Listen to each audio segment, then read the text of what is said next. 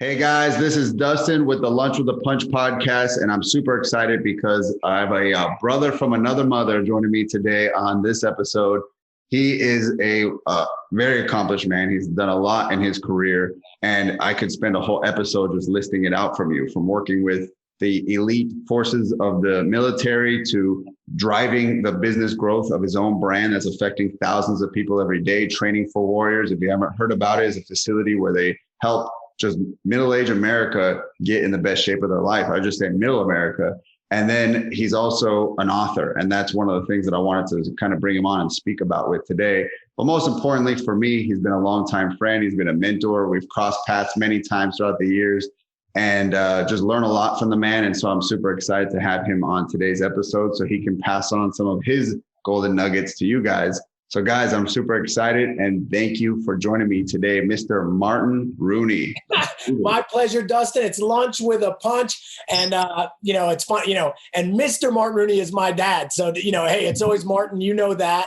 And it's funny, guys. Hey, Dustin and I, we have been at a lot of things together. And you remember one of them in particular when we were in California and I'm doing this big event. I'm like, Dustin, I need your help. Run over there and grab that. And you were like, man, I can't believe he called me out on this thing. So, and that was a lot of years ago and a time when we could travel. So I hope someday we get back to that. And I'll tell you, dude, that left a lasting impression on our team because one of the things we really stress at our facilities is know all your clients by first name basis. And they're like, did Martin Rooney just call you out by first name? And then only 2 minutes later, use your last name. And yeah, and I was like, guess what, guys? We also didn't see each other for a couple of years. So I said, let that sink in. And the man has many gym owners that he leads and then thousands of clients and then how many other people he mentors. So I said, you're never too big to give somebody your space in your mind and your attention and your memory. And so that really stuck it to them because sometimes you can hear like, oh, we have 200 members, we have 300 members. I'm starting to lose track. Like that guy knows thousands of people, right? And so that is a great coaching lesson that, again, people can feel when you care about them and they can smell the BS if you say it, but you don't back it up. So you're definitely somebody that backs it up. Well, hey, thank you for that. And remember, hey, for everybody listening, I learned it as two most important words people respond to, and that's their first name and their last name. And maybe one of the greatest things that this pandemic has taught us is holy cow. Hey, if you're a gym owner and you're listening to this, even we're getting rocking right away. Maybe one of the biggest lessons is the most important thing wasn't your business. The most important thing was your relationships within that business. And man, did that get revealed during this crisis, right? It was almost like if you didn't have relationships with those people, if you didn't know them on a first name basis, those are the people that went away and put a lot of businesses in jeopardy. But the ones that I watched not just survive, but thrive during this were the ones that had the greatest relationships and the greatest cultures. And I think that's what we're going to talk about today. Yes. So let's warm up the instrument, if you will. I got a few rapid fires that are kind of fun. Just things I like to kind of like shoot off at you. So it could be one word, could be one sentence, but they're meant to be short. So what is a habit you've added and a habit you've dropped recently? Wow. Well, habit I dropped or added in the last year was dinner every night with my family. And man, I realized how much I missed that. And then I guess I would say, habit I dropped is, carbonated drinks. So I was getting a little into them during the pandemic, which I never was. And now that we're coming out of this, getting rid of them again. Yes, I love it. All right. If someone made a sandwich named after you, what ingredients would you want to be in the sandwich? Well, I would have definitely peanut butter because I think peanut butter should go on almost everything. So I would love a burger, just some really lean, great beef with some peanut butter and maybe a little spicy sauce to add a little bit of fire too. I like it. All right. I've never been asked that before either. So that's a first. The Rooney burger. All right. What is a great book that you've read in the last year? Wow. Now, see, that was tough because you know me, I read 120 books over this last 365 days. And we should almost take people on a tour and I can go pick it out. But maybe, it's hard. But I'm going to say this one. I read this book called The Man Builder about Newt Rockne, this famous coach from Notre Dame. And why I read it, it's from the 1920s. I got it on eBay, but one, it was about coaching, but my daughter during this whole thing got into Notre Dame. So she's going to Notre Dame in August to be on the track team. So that was probably the book that inspired me in a lot of ways to make all that happen. Congrats, man. That's awesome. Okay. So what is something you're grateful for today?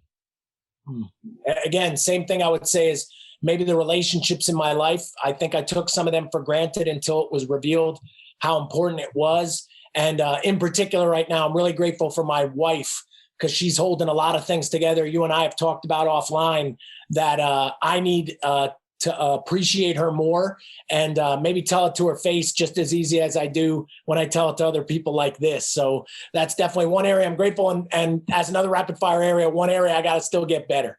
Love it. All right. Always can count on you being vulnerable, my friend. I feel that about you. Okay. So one of my questions was the final one, which is, what is one of the lessons that you've learned in the last year? And I think there's a product that's come as a result of that lesson, but just you as a man, as a person, as a coach, as a mentor, that might be it. Might be that I need to show more people gratitude. But is there a big lesson that stood out as we've all gone through that COVID situation, that ugly year where there's a lot of learning lessons? What was the biggest one for you? Absolutely. And here's one, and this one is big. You ready? If you want to be great, because see, most people say they want to be great, then greatness in some way requires great service for somebody else. So people don't get great serving themselves. They get great by serving somebody else. And that was also brought out during this and with our fitness company and all fitness companies when it was taken away. And so maybe a spin-off of this, and this is to inspire everybody. I know it's supposed to be short, but it'll be short, is during the time when I would get most worried or the time that I would get most anxious about my company, about my family, I would go and find somebody to help. I would go and like say, who needs my help? And let me go do that. And all that worry and that anxiety went away. And I feel that that made me greater than if I would have just sat and worry. So greatness requires great service. And if you're worried or driving yourself nuts about something, go find somebody to help that needs help more than you. And all of a sudden that stuff goes away. So those are biggies that I distilled out during these last, year and a half. Love it. Yeah. Change that me to a we. And, when you think about yourself, tends to be that energy will usually pay off as well when you go help someone else. So I totally get that. So yeah, let's kind of go there. Like COVID hit, how did you react to it? And then when did the idea come that this is an opportunity to start working on a book? Because that's what you took. You took negative energy and tried to put it into a positive project. Well, hey, going all the way back, when COVID hit, I was scared. I was unsure, had a lot of anxiety, and definitely, and if anybody else experienced that, if you're nodding your head right now, that doesn't make you weak. That makes you a human being. Right. And, but what I realized was, and I had this conversation with my daughter and it became our mantra during this, because track was taken away from her. We were unsure about what college was going to happen. I was unsure about my business. I was unsure about the health of my loved ones. And here's what I said. Here was our mantra. You ready? We can either lighten up or we can tighten up. Meaning we can either do nothing, hang back, I can let things fall apart, we can just not train, or I can dig into my business. And what I did is I started contacting all of my people. I started doing weekly webinars, trying to keep everybody inspired. And I did them for 63 weeks straight. I just stopped doing them after all of this happened. And with my daughter, when we couldn't go to the track, we ran in the street. When we couldn't run in the street, we would train in the house. And we just kept working and working so that she actually got better. And the other area was, I'm a speaker and a presenter, and all my courses were stopped. And I said, well, if I can't speak, then I'll write. And when I decided what to write about, I knew. And that topic was culture, because I saw, again, same thing. The businesses that have done great have had relationships. And what are those relationships? They're a reflection of your culture. And man, if your business had a great culture going in, you not only survived, you probably got stronger coming out. But man, if the culture was bad, there was negativity, gossip, clicks, you didn't know anybody, man, I have a feeling you were very hard pressed during the last year and a half. So I deep dove into the concept, de-engineered how I've done what I've done with the sports teams that I coach, with the businesses that I've helped build, and even within my family. And the new book, hey, we're just showing it. I'm getting my copies in the next couple days. It releases worldwide July like 5th to 7th. So we're only a couple of weeks away, or depending on when you listen to this, it's already out. And man, I cannot wait, because I think it is going to be this book that business owners need, parents need, coaches need, that's going to help show them not only how to build the culture of their dreams, but fix the one that they have right now, if that isn't it. Yeah. And I would say there's almost like an underlying thing where this speaks to American culture. Like, people are so divided by social media.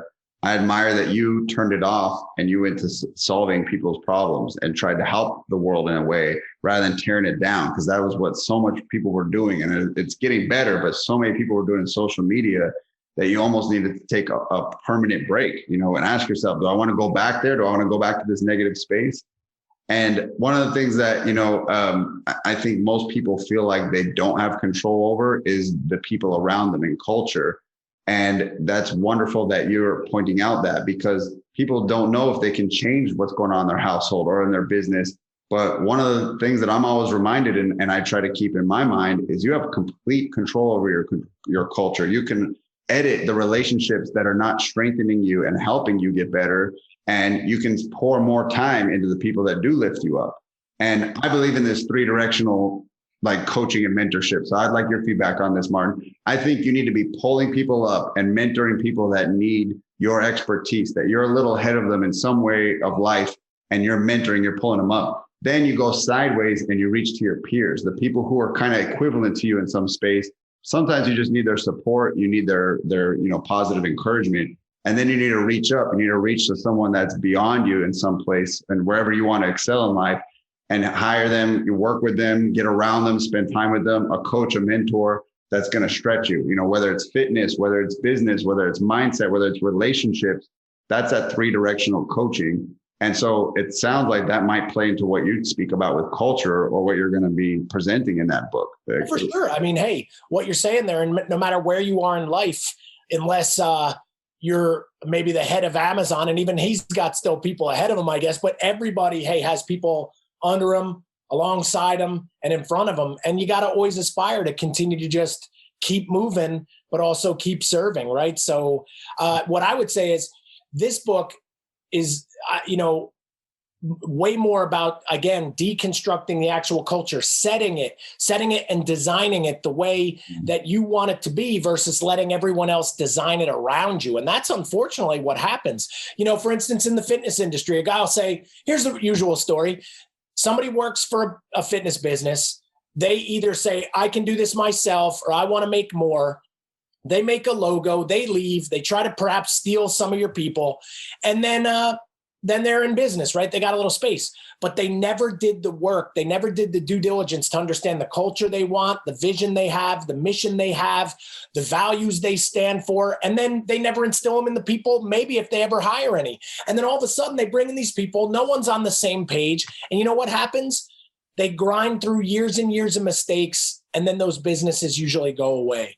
And that's not just in the fitness industry. That's most businesses. Look at the restaurant business or the fitness industry. You can think back to your hometown, and I guarantee most of the restaurants and gyms that were around aren't around anymore. And they cycle away. And my thesis is they cycle away because they didn't have this incredible culture that everybody was part of and understood what it was and what it stood for, and then stuck with it for the long term.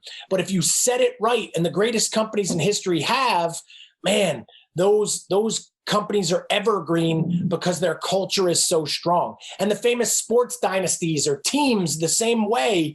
And so what I did was deconstruct that idea and show people how to do it, because the last thing I know, when somebody starts a business, they have great ideas and the way that they're going to serve and help the world. And when those fail, we all lose, right? And, this is my attempt to make sure that maybe there's a little less failure, a few more families that are better, and people experience either their workplaces or their teams, and it changes their life in a much greater way. So this thing, man, like I said, I dove deep in. I can't wait. And for everybody listening, again, it's a story. So it's the sequel to a book called Coach to Coach that Dustin knows I released 2 days after we went into quarantine last time. And it still did so fantastic. They wanted me to continue the story. But if a book scares you, don't let this scare you. This is an easy to read parable with stories within the story, but in my style, that's the way I teach. And probably the biggest compliment I got during the entire pandemic was people would say, man, I haven't read a book in forever. And not only did I read your book, I already read it again. I'm taking notes. And man, that said something to me that it hit the mark. So hopefully that explains it a little. And I know that's a fire hose of information, but oh, that was perfect. And I think you're right. Like, if it's just another gym doing squats, bench press, and deadlift versus another gym down the street doing squat, bench press, and deadlift, two different logos, and they're so focused on the exercises, they're not focused on culture. And the way I've heard it, and I would like to hear your input, if you were like trying to tag culture in like a quick tagline or a sentence, I heard it as, this is the way we do things around here. It's kind of like a quick little snippet.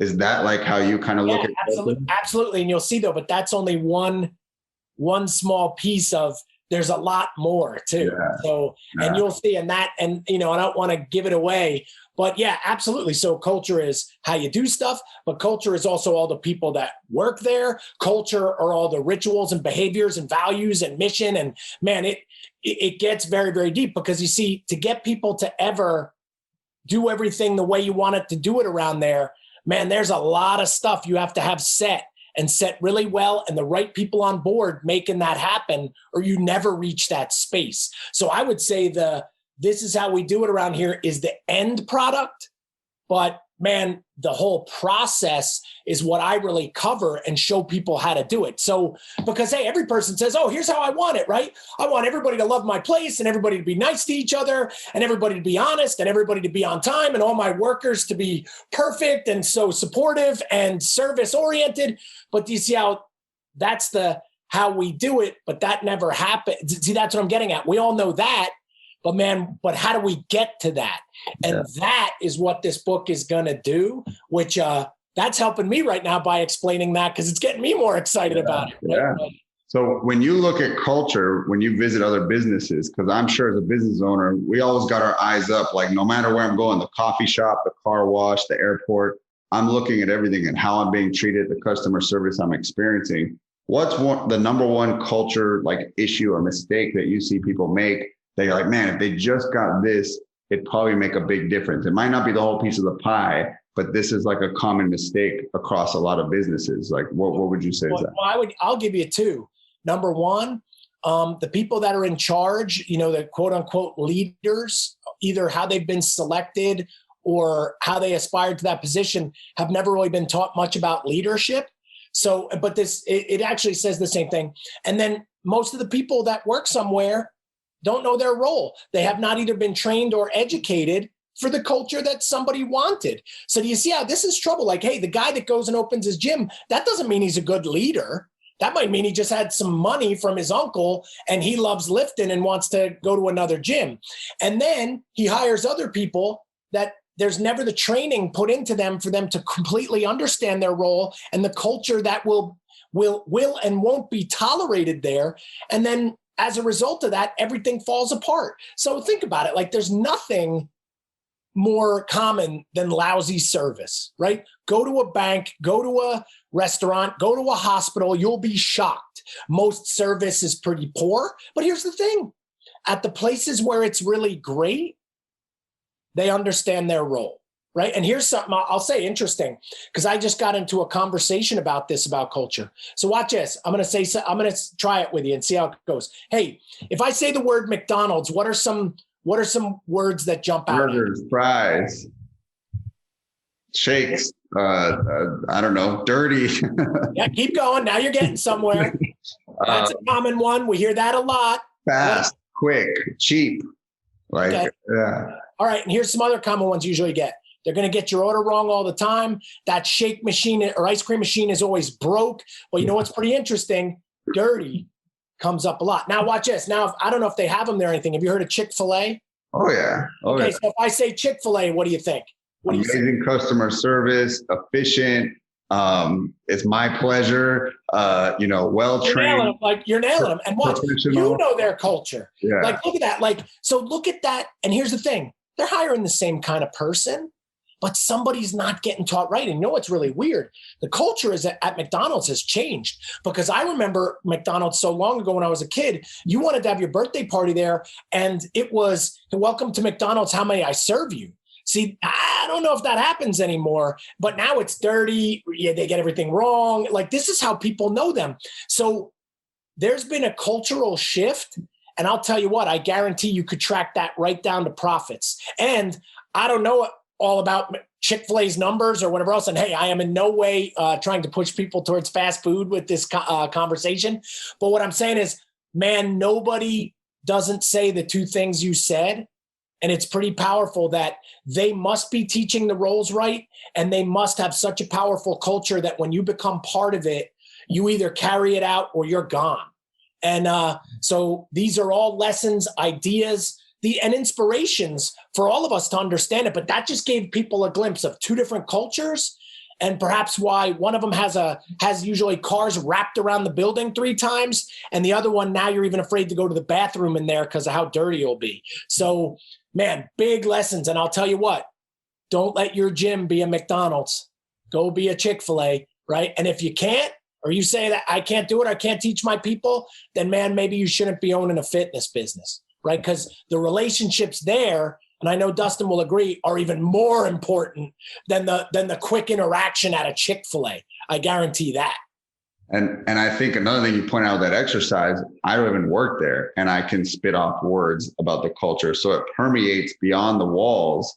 And that's what carries on to your Yelp and your Google reviews. And when people talk about you when they leave, so it even goes beyond the people you train, this controllable environment, Exactly. And that's the thing. It's everybody somehow becomes part of it. So you said I didn't work there, but you're kind of part of that culture a little, because you're waiting for that my pleasure. And when you get it, it makes it stronger again. So you'll see all these little interactions, all these little, what I call them in the book, cultural exchanges, they all add up to the greater whole. And you're going to see, man, no one has ever put together what is coming with this book. I can't wait. Because I know you're going to write me and be like, dude, you just blew my mind. It's like, holy cow. It was really that. And I could, like I said, I can't be more proud, but it's almost like I'm so crystal clear on it now. And here's what I would say, a big breakthrough I had. Hey, am I a good trainer? Of course. But everybody should be a good trainer. Everybody should be knowledgeable in anatomy and nutrition and exercise. You just should. If you're in fitness, you should. That's not an extra. That's compulsory, right? But what am I really good at? You give me a sports team, you give me a business, you've seen it, you give me 500 people in a room that haven't met me before, and in an hour, I will have them as a unit feeling the culture of what we've just done. That's what I realized I'm good at, and I deconstructed, well, then how do I do that? And that's what this book is, because I believe that is what businesses need. That is what families need. That's what sports teams need. And that education is not out there, right? Like, I have 3 degrees. I never heard the word culture one time, right? Pretty interesting. There was never like, hey, before you worry about teaching this exercise, you got to really connect culturally with these people. No one ever said that, right? And it's time for that education, because like you said, we're more divided than ever. And businesses are more challenged than ever. And if your culture stinks, like you said, oh, you think your logo's different, or you do box squats a certain way, and that's going to keep your business afloat, no one cares. They care how much you care about them. They care about the culture that they're becoming part of. And man, if you have not done that at a high level, somebody will beat you on price any day of the week. Yeah. Boom, mic drop. Yeah. Lunch with a punch, baby. Yes. So I wanted to bring up a subcategory of culture, which I think you brought up when you brought up training, and that's communication. I know a lot of people struggle with it. And I think, if anything, it's being taken and removed more and more from our life, because you can just send a quick text or the 140 characters on Twitter. And, people don't realize, like, they've written a book, they've written the equivalent of words in your book. They just didn't put it towards a purpose, like a message they want to get out to the world. It's just texting their friends. You've written enough, you've gotten the reps. You just got to bring it into a clear idea and present it to the world. But a lot of people struggle with communication. It's like getting out of your head into the mind of somebody else. It's like, I'm trainer, I get you in shape, we lift and we eat better and you change. You ready? And it's like, we can be very, we can struggle with how we communicate with people. And so I know that is a common trait I see among successful people. They can either speak well or they can write well. And sometimes they're a double header and they can do both. And I think that hurts a lot of people, because maybe they know what they want culturally, but they can't articulate it, and so that's like a blocking point for a lot of people. Or they don't know how to say in words what they want and to put into a training manual, or to like record a video, or to like train somebody. They kind of know it, but they haven't sat down. So like, do you have advice for someone to exercise, how to get more clear, how to get more articulate? Like you just said, number one is reps. Hey, I wasn't a speaker and I wasn't a writer, but I became them. And how did I do it? It was by I read 1,000 books before I ever dared to write one. I went to hundreds of courses before I ever dared to give one. And I gave hundreds and hundreds of free speeches before I ever asked to be paid for one. So number one, it's reps. But on my shelves, I have read the books about writing. I have read the books about presenting. I have read the books about building a business. These are all things that you got to invest the time, right? So writing and speaking, this is as simple as this. I don't think I'm any more talented than anybody else. I just think I did the work that a lot of people didn't do, right? So it's a skill. And as soon as I understand that, and I understand something is a skill, and I want to be good at that skill, then I just apply the same stuff. I find out the right information, and I practice and practice and practice until I'm considered pretty good. Just like, hey, High 10 is not my first book. It's my 12th book. So this is book number 12. And book number 1 was 20 years ago. So I got 20 years in the trenches of writing. I got 20 years in the trenches of business and speaking. And everybody's 20 years. If you didn't start yet, it starts today. And you've heard that old line, right? Like, best time to plant a tree 20 years ago. Next best time today. So if there is anything anybody wants to get good at, or you recognize as a weakness that's holding you back, that should be what you're working on, versus trying to name a new push-up that you think you invented that you didn't, right? And I never say those things to be bitter. And hey, I'm never going to say exercise is not important, but here is something really cool to say. Because I've just, I've been through it, and now I'm looking back, right, on 30 years in the fitness industry. Your job is not to be creative. Your job is to help people. And the way you're going to help people, just like Dustin said, is by communicating with them, finding out what they want, and being able to deliver that or get them closer to that goal. And if you do that, it doesn't really matter what exercise or what superfood from the Amazon you know about. It's going to be about that relationship. And relationships all built together is a culture. And that culture you create can either be a McDonald's culture, or it can be, for lack of a better thing, Chick-fil-A culture, like we talked about. And that is your choice as a leader, and it's up to you to design. And and if you don't design it, beware, because someone else will. Right? Because a lot of people, they say to me sometimes, Dustin, they'll say, oh, you're talking about culture. Well, I don't even have a culture in my business. Yes, you do. If you have a business, you have a culture. And if you say you don't have one, that means you didn't design one. That's even worse. Right? But it's never too late. It's time to start now. And even some of the stuff I've already talked about, if you're not doing it, it's time to dig in. And if that word is scaring you and you're listening right now, then there's a book called High 10 coming out real soon that's going to be your Bible and help you do it. And another, I guess portion of communication is that when you are creating culture, you have to celebrate the wins, the victories, the hoorays, raise people's hands up, give them the hug.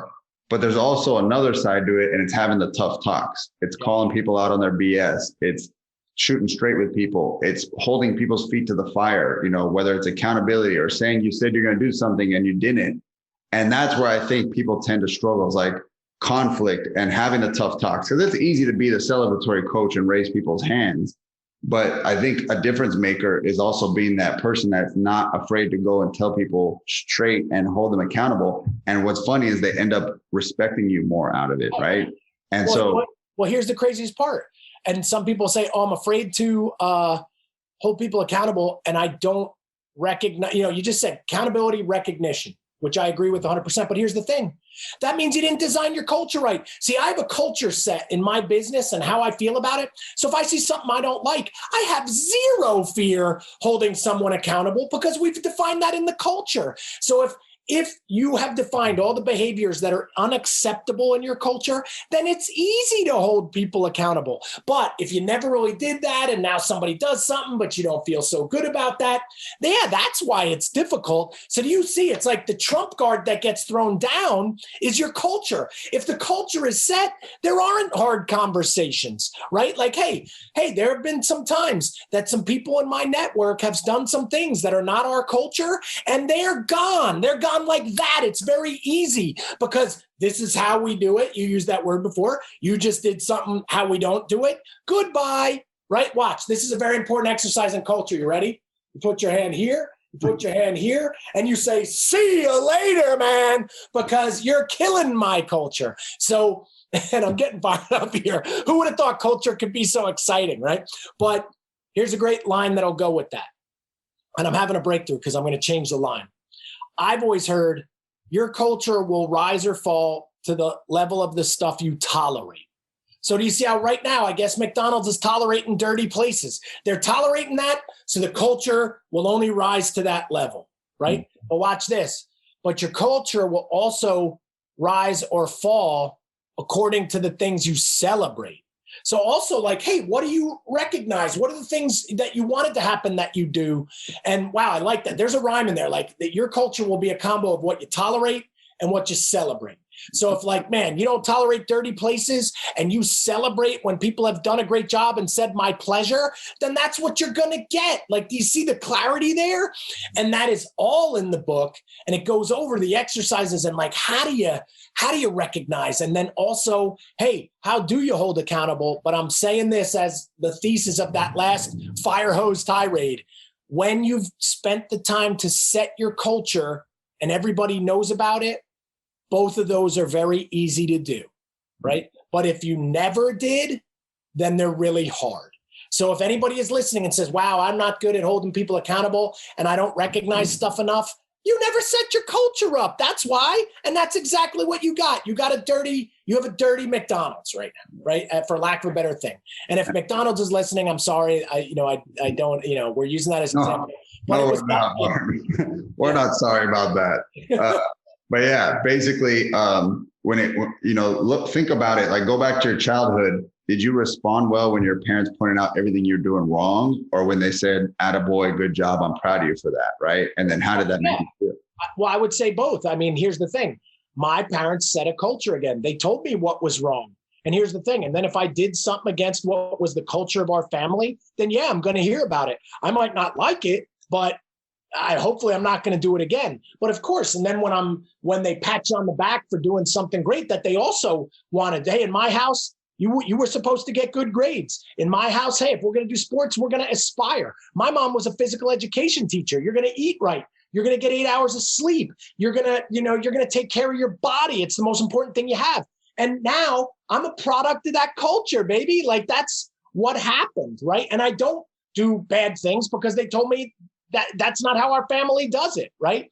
So again, it's I'm using that as like, do you see how the answer is always in culture, right? Like it's always there. It's like that culture that you're a part of shapes who you are, but man, you better hope that somebody shaped that culture first, right? And that's this big breakthrough where people are going to be like, whoa, I got this business and like I got a logo and a slogan and all this stuff, but like I know I never set my culture first. And without that, you got nothing, right? And man, it's and this is where everybody's going to get a chance for that reset to do it right.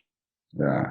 I love that you're using so many examples. We talk about culture and business, and I think where it really shows its face a lot, I mean, daily you live there is your home, and one example I'll share with you is my mom recently moved in with me while she was getting her house built. And she's down 2 dress sizes in a matter of like 40 days because our culture is we go walk after we eat dinner and we eat these foods, not these foods. And, she's just busier and she's eating healthier. She didn't even start working out. Like it was just a byproduct. You know what I mean? So you're right there. It's the product.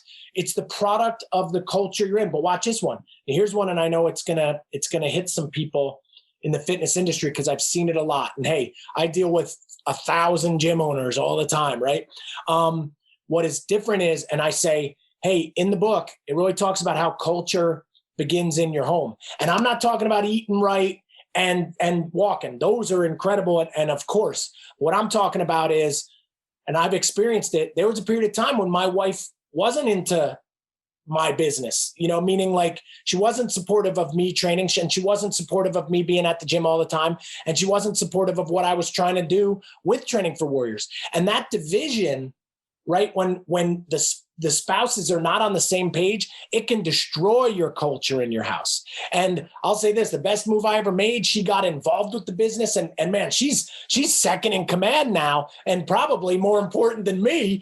And it's just that not only brought us together, but it was this positive stimulus for me to do more because when the culture is negative at home, it's really hard to do all the right stuff when you're not at home. So not only what I'm validating is what you did in there with your mom, but then, hey, then she's going to go out and be better wherever she goes as a result too. But now imagine all day long she was eating the wrong stuff and you're saying negative things. Then when she leaves, it's worse too. So for everybody listening, if you're a fitness business owner, I'm even saying something bold here. Before you even worry about going and fixing your culture in your place or changing the logo up, you better fix the culture in your house because no matter how well that goes, and I've seen it a lot of times, divorce, families fall apart, and then businesses are gone, right? So the structure starts in the house and then it carries over everywhere else. And I'll tell you this, few people ever really sit down and have a culture meeting there. And man, if you don't understand what your family stands for and how you handle things like we talked about, then don't be shocked when people start doing things you didn't want to happen. So culture, I'm hoping everybody's seeing, holy cow, what a powerful and kind of, concept that overlaps everything that we do. And it is, you said before, American culture versus maybe there's some people listening from another country. There's different cultures in different houses. There's different cultures in different countries. And all of them are so powerful as catalysts for how we all act that if we all thought them through better, we'd probably all be doing a better job. Yeah, I love it. And I wanted to reference a line you hear when people go to a business often. They say, I really like that place. They treat you like family. So to your point, if that person has that family like dynamic, and then it is an extension in their business, you get to see like that in action. You're feeling that. You're feeling like a part of their family, right? Yep. And so if it's not good, you're probably not getting that compliment. You're not probably getting like, hey, they treat me like family there. I don't feel it, right? And you don't want to be the bad family. But no, that's a great point right there, because that's something, that, what do they say? Like, what is it? Look at Cheers, right? The original show. It was like where everybody knows your name, and they're always glad you came there. And it's just kind of like, hey guys, listen to the song. What did they have in that show? They had a really cool culture that everybody was part of, right? So, no, that's a great one. So, and ultimately, yeah, but like I was saying, but if your family life isn't great, how are you going to treat them like family at your work? No. We got to be cheers without the beers in our fitness business. So, but yeah, and I think, the final thing that I really want to bring up with culture is that, you brought up leadership. A lot of people put praise on that all-star player out on the court or field, but not enough, I think, attention is given to the person that, they really look at as their mentor, and that's their coach on the sidelines. So, when kids are in the track or the field of life, you're that coach on the sidelines, cheering them on, giving them the advice, the plays. When you got your team delivering the service or the product, well, leadership is that coach off to the side, right? And then with sports, it's obvious. It's the, very obvious example. And so when people are trying to like put that, it's like, it's so hard to conceptualize, like, what is leadership? How do I know when I made it? What are the things I can do to work on my leadership? I think the first thing I always point people to is you start with yourself. First you lead yourself. What are your thoughts? What are your habits? What are you eating? What are you saying? How are you treating people around you? And only after doing that does that usually give you the ability and the right to lead others. But when you know that people want to get better as leaders, it's kind of like becoming a buzzword. It's being thrown around a lot. People will call themselves it. And so what type of advice do you give to somebody who wants to strengthen their leadership skills? What can they do? Just one thing to move forward and know I'm making progress in this area of my life. Wow. Well, I guess, one thing, right? Well, I probably got 300 leadership books on my shelves. And so to pull out one thing would be difficult. Leadership is one of those, again, nebulous concepts. But here's what I guess I would say. If I had to get it down to like one thing, if you're going to be the leader, you have to take complete ownership of everything. So somebody does something wrong, it's your fault. And if somebody does something right, it's somebody else's fault. Give them some credit. But the whole thing is, I would challenge somebody again to deep dive into what the concept of a leader means to them, really come up with that working definition for themselves, and then from there start to try to emulate that. And most people have never done it, right? Like, hey, it's like everything else. Most people call themselves entrepreneurs. You know what? They're not. A lot of people call themselves fitness professionals. You know what? They're not. And then, hey, people say, yeah, I'm a leader. I'm a business leader. No, probably not. And if I asked those people to define those words for me, they probably wouldn't have anything very crystal clear. And again, and I don't say those things to bring anybody down. I say those things today to bring everybody up, because you have to do the work. You have to go through these exercises. And like Dustin said, leadership does start with yourself. You got to know your values, what makes you tick, what you stand for, and what you won't. And until you understand those crystal clear, it's going to be very difficult to get somebody else to do it. And in particular, like I said, fitness professional and you don't get 8 hours of sleep, fitness professional and you don't eat well, fitness professional and you don't do the workouts that you make other people do. I question that. And because you don't stand for those things so strongly, I'm pretty sure you're probably not getting anyone else to do it. Right. And that's a decision, because with leadership comes responsibility.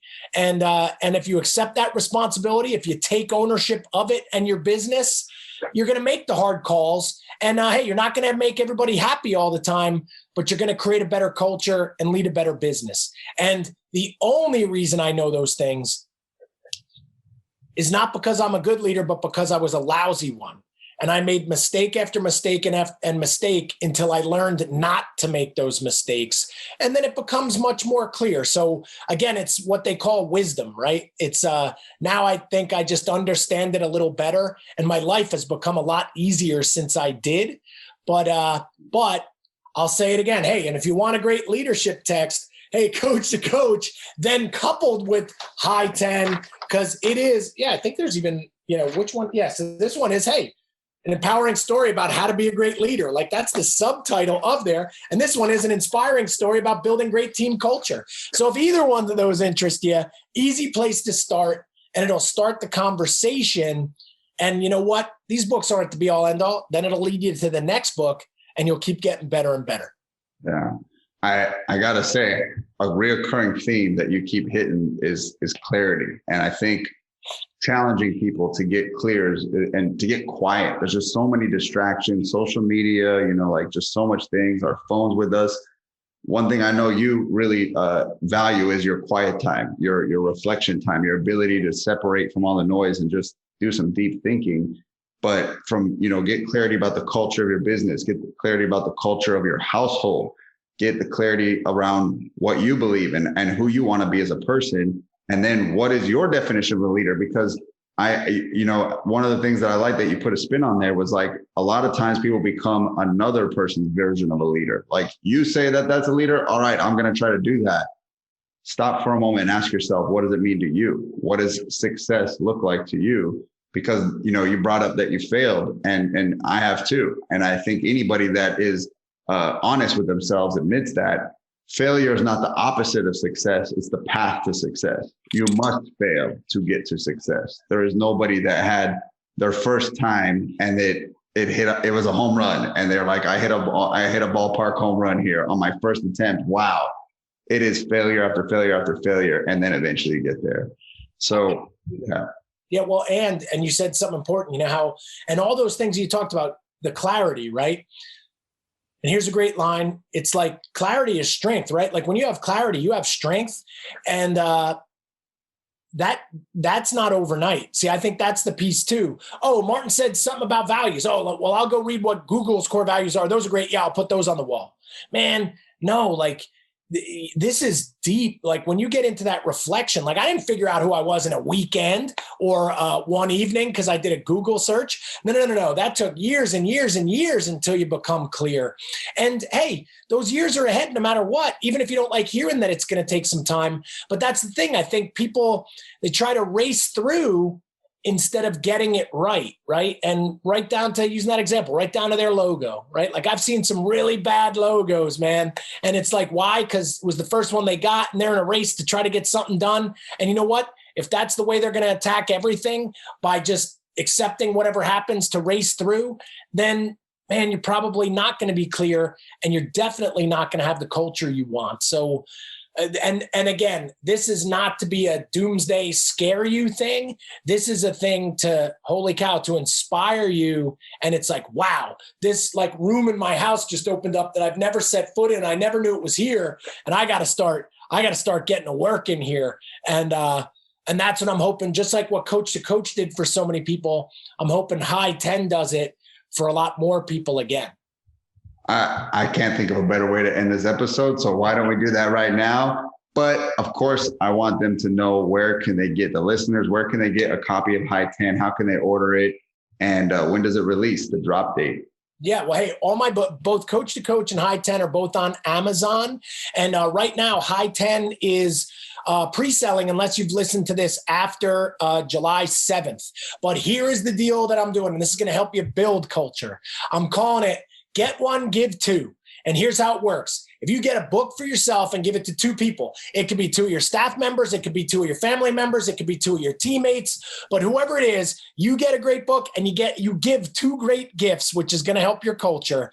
If you buy three and you send the receipt to me at martin@coachinggreatness.com, I will send you not just 2 PDFs on culture and coaching, not just 2 bonus chapters that were removed from the book to get it to the right size that you need to have, but I have an 80-minute speech, one of the best ones I ever did, professionally shot on culture at an event that cost over $500 to attend.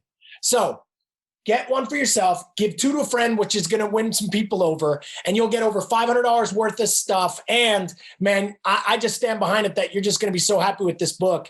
You're going to love it. But again, if you get the 3 and send me the receipt to martin@coachinggreatness.com, I'll write you back, send you that stuff. And then, man, I can't wait to start the conversation with everybody once they have read it.